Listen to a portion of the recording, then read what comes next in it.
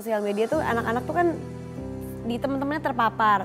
Kalau ketinggalan juga nggak mungkin, kasihan. Iya. Tapi kalau kita jor-jorin terus juga nggak mungkin. Jadi dilemanya kayaknya lebih banyak dan lebih beragam ya sekarang ya dibanding ibu-ibu zaman dulu gitu ya kan. Dulu waktu aku baru lahiran, itu tuh aku pengen banget minum soda.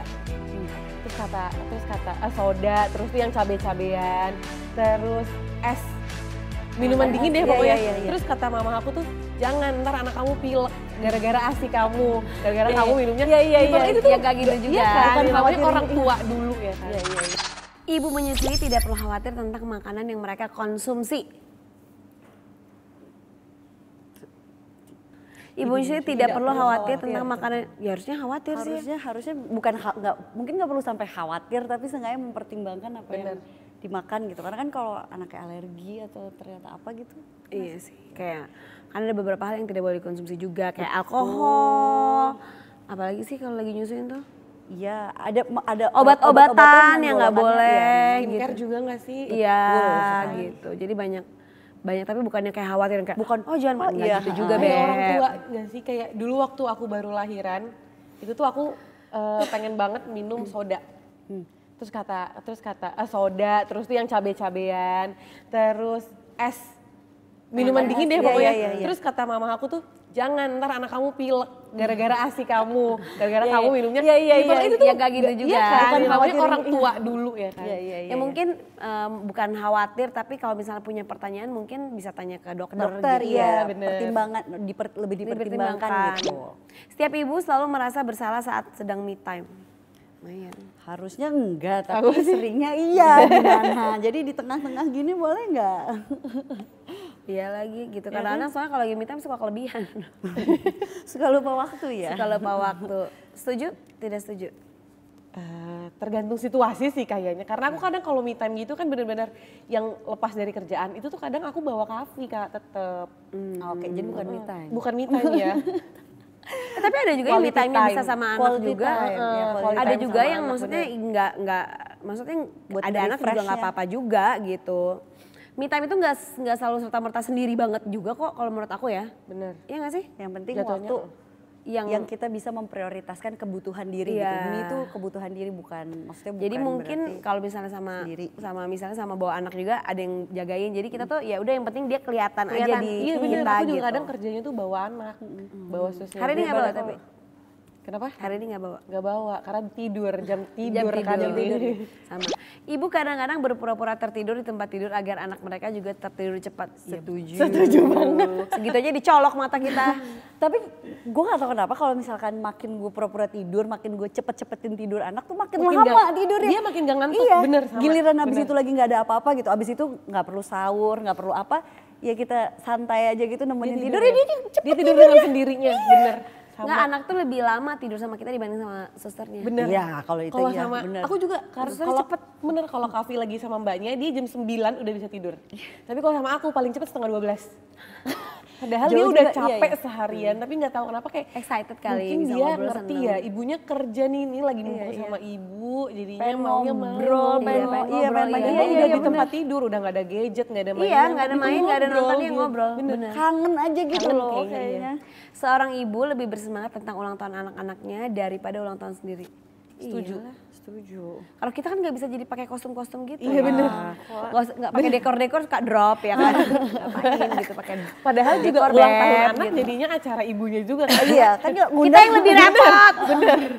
mikirin nanti teman-teman kita makan apa. Dress code apa ya ntar biar lucu. Iya. Nah itu dia Bestie Challenge-nya gimana? Ada yang sependapat atau enggak? Boleh kalian tulis di kolom komentar juga. Nah ngomong-ngomong kalian nih Millennials Moms nih, menurut kalian berdua tantangan menjadi seorang ibu di era sekarang? Mbak Caca? Apa?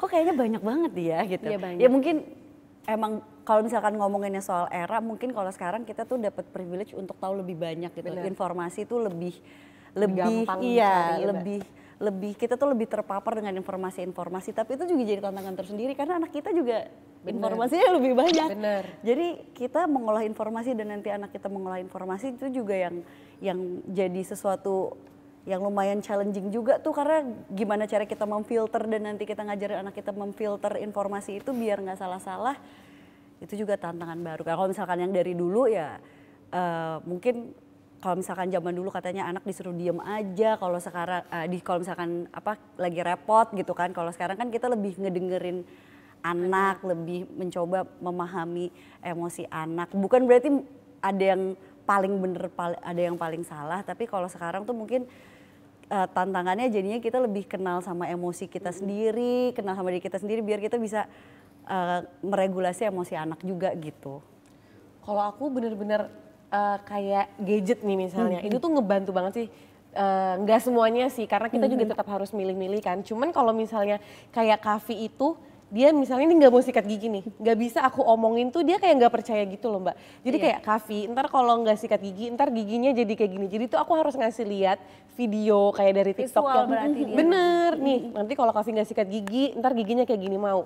Nggak mau, terus baru deh dia mau. Jadi tuh dia harus ditunjukin nih. Iya, visual berarti anak. Ntar akibatnya apa kalau dia nggak nurut gitu. Sebab akibatnya. Bener. Jadi kita harus makin banyak lagi cara gitu ya untuk ngasih pengertian. Iya sih. Ya lagi tantangannya tuh menurut aku juga salah satunya juga ya sosial media nggak sih gitu. iya, bener. Sosial media itu kayak kita di sisi lain tuh nggak mungkin kayak gadget, sosial media tuh anak-anak tuh kan di teman-temannya terpapar. Kalau ketinggalan juga nggak mungkin, kasihan. Iya. Tapi kalau kita jor-jorin terus juga nggak mungkin. Jadi dilemanya kayaknya lebih banyak dan lebih beragam ya sekarang ya dibanding ibu-ibu zaman dulu gitu ya kan.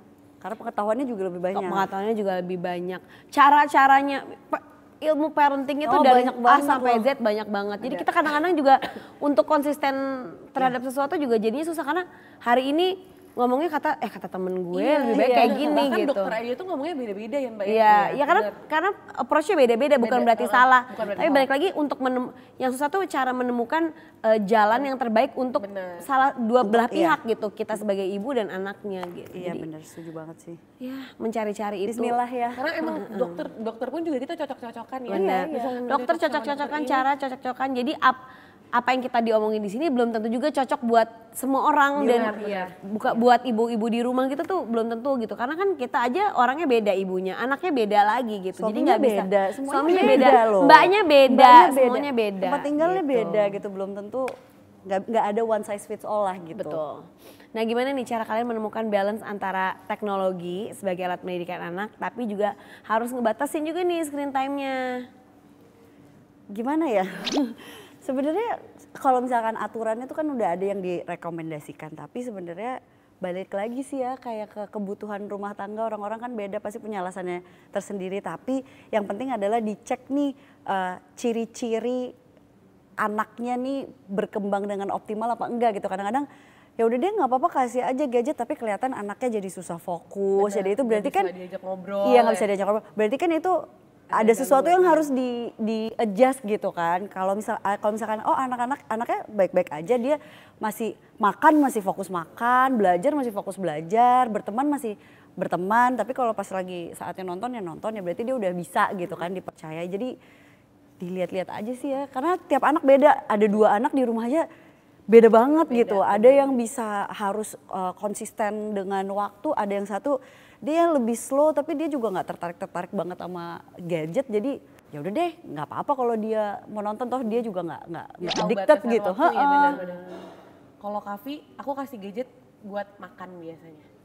Makan atau iya itu sambil sikat gigi.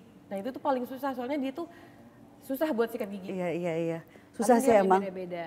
Kalau makan itu dia sambil nonton tuh cepet makannya. Jadi aku nggak apa-apa mbak tapi mbaknya selalu izin. Bu, Kavi mau makan boleh nonton nggak? Boleh selagi dia makannya habis, makannya cepet nggak apa-apa. Terus biasanya makanya aku kasih Kavi sekolah tuh lebih cepat supaya juga dia tuh kegiatannya lebih banyak sama teman-teman, sama missnya. Jadi tuh gadgetnya screening time-nya dia itu juga berkurang. Bener. Iya. Selain membatasi screen time, kalian juga nggak sih kayak mantau konten-konten yang ditonton? Gimana sih biar ya sekarang kita nggak bisa suka lihat, nggak bisa nggak bisa bener-bener kayak melindungi mereka nggak terpapar, segimanapun juga kita ngelindungin mereka tidak terpapar sama hal-hal konten-konten yang negatif, suka ada aja yang bocor gitu kan. Iya bener. Ntar dari temennya. Ntar mbaknya lagi nonton apa dia ngintip gitu kan. Ntar tiba-tiba kayak kita udah kita pager-pagerin ibarat tiba-tiba iklannya juga nggak benar gitu. Gimana, ada caranya khusus nggak buat kalian? Kalau aku titip sih, kalau misalnya aku lagi nggak di rumah, aku pasti titip sama mbaknya. Mbak, ini tontonan yang ini, soalnya pernah sih waktu itu ke bablasan. Colongannya. Jadi Kavi tuh ngikutin yang ada di YouTube tontonan anak-anak itu, yang di kloset itu, tahu nggak sih? Mbak? Itu. Nah ternyata Itu di waktu mana-mana aku nge-storyin itu di IG story, banyak anak ibu-ibu tuh yang nge-reply story aku, Bu, ternyata anak aku juga lagi demam nonton ini. Jadi tuh sampai ngikut-ngikutin. Makanya tuh si Rafathar juga. Itu tuh lagi bener-bener gitu sampai tiba-tiba datang ke aku tuh dia yang ngikutin ekspresi yang dia tontonin itu loh. Ternyata pas aku cari tahu itu tuh nggak baik. Iya kan? Jadinya aku, Mbak, lain kali ini jangan lagi ya. Ini bener-bener nggak boleh di stop. Cari nonton yang lain aja. Gitu. Iya sih, emang susah sih mau kita pagerin kayak gimana pasti kecolongan, tapi emang involvement kita tuh emang sepenting itu gitu. Makanya kan kalau misalkan kayak kamu tadi gitu ngelihat kok ini kok ada perilakunya aneh gitu kan, iya kan, kok ini dari mana ya sumber masalahnya, berarti kita kan juga cukup peka gitu. Seenggaknya kadang-kadang itu juga penting sih gimana kita bisa connect sama anak, kita bisa ngelihat gitu. Ini kayak anaknya udah mulai beda nih ya kan. Kok kayaknya ini apa ya gitu ya. Itu penting banget sih kita bener-bener kenal karakter anak. Kita bener-bener tahu apa yang sebenarnya aslinya dia sama yang mana yang terpengaruh dari luar. Jadi kita bisa ngasih pengertian juga kalau iya yang kayak gitu tuh emang baiknya nggak dicontoh. Kenapa gini segala macam tuh biar kita bisa diskusi juga sih. Bener. Kalau aku sih di rumah tuh biasanya kalau yang gede kan yang lebih gadget gitu ya. Kalau di rumah kalau misalnya nonton YouTube atau apa tuh nontonnya di TV. Jadi bareng-bareng bisa lihat. Karena kalau dia begini kan kadang-kadang yang namanya mbak apa segala macam di rumah nggak terlalu fokus gitu ngeliatin dia lagi nonton apa sih. Jadi peraturannya kalau misalnya mau nonton YouTube terutama YouTube yang dewasa gitu itu harus di TV besar gitu. Jadi rame-rame semuanya nonton. Kalau misalnya di handphone cuma boleh yang YouTube Kids doang. Itu juga aku ini jadi yang kecil, yang paling kecil gitu. Makanya dia suka marah-marah, kenapa ini kok di handphone, di iPad-nya dia tuh nggak bisa nonton YouTube yang gede, nggak bisa. Itu kalau mau nonton harus di rumah yang TV besar dan harus gantian sama adiknya gitu. Jadi bisa dipantau ya. Jadi bisa dipantau. Dan matanya kan juga nggak, kalau gini terus kan nggak bagus gitu. Jadi kalau mau di TV. Kalau nggak kadang-kadang suka milihin juga sih, kayak ya udah hari ini nonton film ini gitu. Abis nonton film nanti ceritain ya Mbak filmnya tentang apa. Wah pusing tuh dia. Jadi repot ya. Ini kan nggak nonton ya. Abis soalnya dia kalau abis nonton harus bisa ceritain lagi karena kalau nggak ngapain nonton gitu. Keren Oke. ya Mbak Caca. Ya Sebelum kita akhiri, ini ada Besti yang mau curhat di DM nih, kita baca yuk. Hai Bun Besti, kenalin aku Samara dari Bogor, mau tanya ke Mamis, gimana caranya biar anak itu selalu terbuka sama kita, karena anak aku tuh selalu sibuk dengan gadgetnya sendiri dan keterusan sampai dia besar sampai kita tuh jarang berkomunikasi, mohon sarannya ya, thanks. gimana biar punya komunikasi yang terbuka dengan anak sejak dini. Kita kan pernah jadi anak ya, Benar. ya gak sih? Kira-kira apa sih yang kita harapkan orang tua kita lakukan biar kita bisa lebih terbuka ke anak kita? Mungkin itu coba dari situ dulu kali ya. Karena setiap orang tuh pasti beda-beda loh. Kayak belum tentu pengalaman aku jadi anak dan aku membangun komunikasi sama anak aku tuh cocok buat, ya kan? Cocok buat kamu sama anak kamu. Karena kan yang paling kenal kan kamu sendiri. Tapi seenggaknya kita bisa berkaca sama, oh dulu kayaknya kalau misalkan ya kan, dulu kayaknya kalau mama papa gini, kayak gue bisa lebih terbuka deh. Itu bisa jadi bahan refleksi banget sih sebenarnya kalau dari gue. Aku juga ngerasain sih dulu aku jadi anak tuh kayaknya aku kurang seterbuka itu sama orang tua aku. Nah aku tuh nggak mau Kavi tuh ntar setidak terbuka itu juga, ya kan. Jadi sebisa mungkin, makanya kalau misalnya pun aku kerja seharian tuh Kavi tidur sama aku tuh pasti dia bakal cerita-cerita. Terus aku tanya, Kavi hari ini kemana aja? Makanya dia suka ngadu kadang-kadang sama aku, dia cerita. Terus dia tuh udah bisa cerita kegiatan dia di sekolah. Jadi mungkin karena kita membangun itu ya Mbak ya, jadi mungkin ntar dia kedepannya bisa lebih terbuka sih sama kita. Walaupun kita nggak tiap hari sama dia, nggak tiap saat. Pasti. Iya itu sih. Nah, kalau aku sih ngerasainnya si Rafathar tuh waktu kecil, yang gede ya, yang kecil tuh yang gede Waktu tuh dia kecil.